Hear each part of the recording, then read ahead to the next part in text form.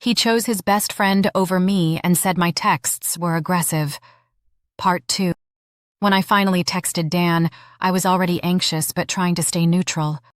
I asked when they were coming home and if I'd see them at all that day. I reminded him I thought they were just getting breakfast. I reread it before sending, checking for accusations or sharp language. I didn't see any.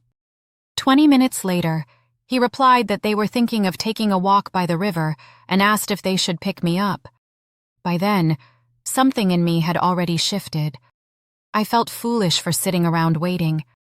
I had things I needed to do and had put off all morning because I thought they'd be back any minute.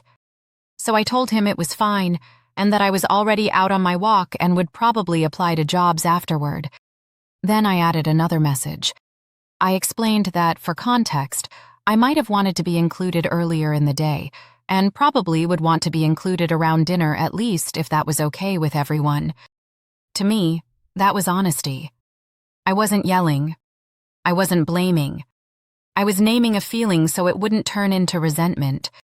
Dan responded that we'd all get dinner together, and that Tess had spontaneously wanted to go a few places they passed after breakfast. He said he'd include me in anything I liked. I said okay and thanked him. That was it. No argument, no raised voices, no accusations, just a quiet knot in my chest that I didn't know how to untangle. Later that night, Dan told me my texts came across as aggressive. He said he showed them to Tess, and she agreed. I felt my stomach drop. I asked him what exactly was aggressive.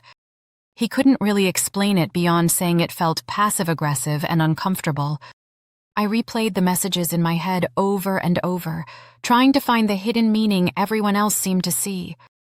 All I could find was disappointment that I tried to express gently. What hurt most wasn't just that he disagreed with me. It was that he brought Tess into it, like my feelings needed her approval before they could be valid. I started wondering how many times I'd swallowed my discomfort so I wouldn't be seen as difficult. How many times I'd chosen silence over clarity. And now I was being told that even when I spoke carefully, it was still wrong.